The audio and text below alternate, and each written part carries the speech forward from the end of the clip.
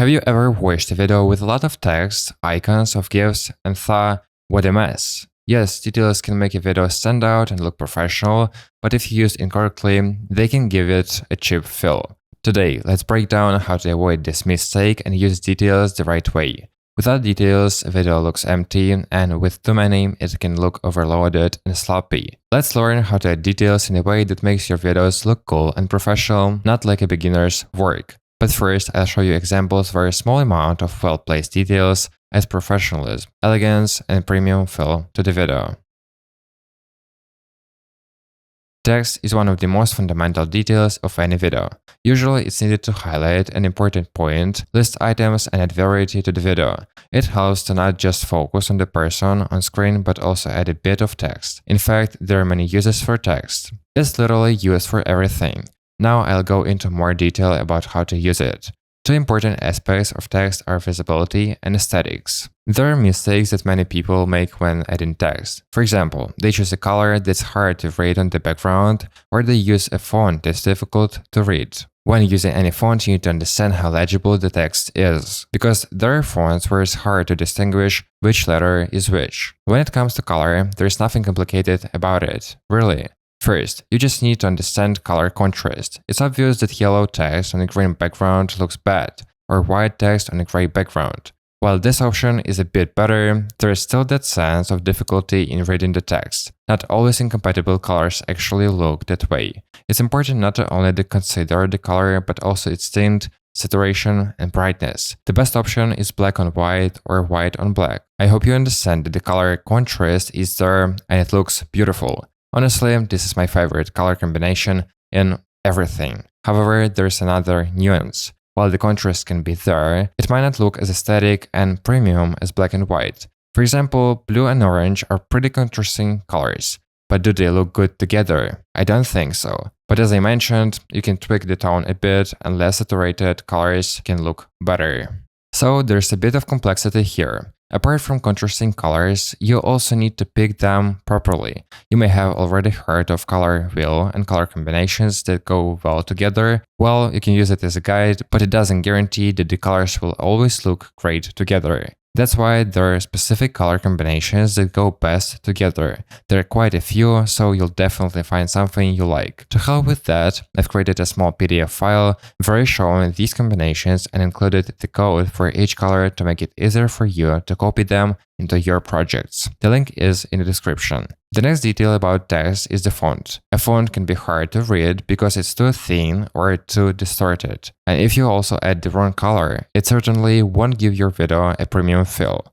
You can choose a font that's easier to read, but in that case, you may run into a font that doesn't look that nice. It may be fine, but there are plenty of fonts that will look better. To start, you can take fonts from well-known brands. That way, you're unlikely to make a mistake with the font. Also, fonts may not match the style of your video. There are various beautiful and readable fonts, but some just won't fit the style of your video. You need to pay attention to that as well. Personally, I like using bunch shrift. It may not look the most beautiful, but it's easy to read. It's a standard system font. I also don't recommend using viewer designer fonts that might seem cool, but if you look at the fonts used in advertising campaigns or quality YouTube videos, you probably won't find anything like that. It's better to avoid those creative fonts. And to make sure you know what's trending and will look good in your videos, I've prepared a list of the best fonts. I've also left it in the description. The next detail you can use, aside from text, is icons. Well-chosen icons can visually highlight what's being discussed in the video. Usually, icons can represent a specific program or company, such as using a logo. Or you can add an icon to visually show certain actions in a clean and clear way. There are many variations of how and where to use icons, but overall the main task of icons is to highlight key moments, and to do so in a way that doesn't look cheap. Icons should be in the same color palette, have a unified style, and not conflict with each other. If you are adding company logos, you can simply change the color to make them fit better. However, if you need to highlight a specific company and draw attention to it, it's better not to change the color, but to create a beautiful background around the color that matches the logo seamlessly. It's important to realize that you shouldn't blindly copy others, but understand why you're doing it and what the goal is. Also, I can't stress enough that graphics in a video are just as important as all the other elements I've mentioned. And honestly, you don't even need to make them overly beautiful or overthink it and waste a lot of time. You can simplify it and still make it look nice. My version of graphics, in my opinion, looks simple and stylish, even though I didn't spend more than 5 minutes in it. What matters is how well the elements work together, both within the animation and within the video itself. Because if the mood of the video should be fun and entertainment, but you stray from that style and try to make it look like something Apple would do, it will feel completely out of place and ruin the overall impression. Remember, just because something looks beautiful doesn't mean it's appropriate, professional, or expensive looking. To make it easier for you to find and use all these icons in your videos, I've created my own pack, which I personally use. It contains a huge collection of icons and logos for literally every occasion. The link is in the description.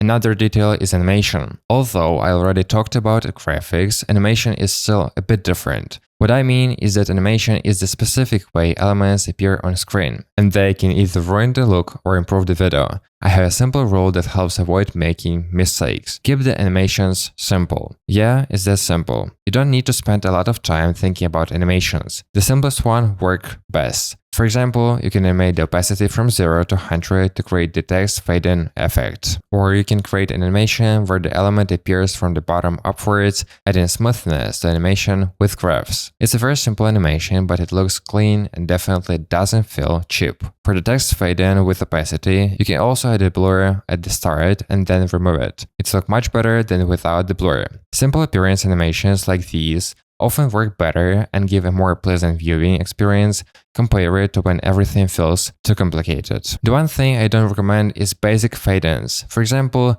when the text simply appears and then quickly disappears. It looks very unprofessional even though it's super simple. It's just too simple. It's better to avoid this and go for minimalist animations instead. Minimalism is highly valued right now. It looks expensive and professional. In fact, it makes your job easier while delivering great results for your client. Think about how you can make your work more effective by simplifying things and not trying to make everything perfect. Sometimes imperfect works better, and in most projects, perfect isn't necessary. All you need is a solid fundamental video editing. I used to really struggle with my perfectionism. At the time, I didn't use any preset because I wanted to do everything manually to control every little detail. Of course, it paid off, but it wasn't worth all the time and effort.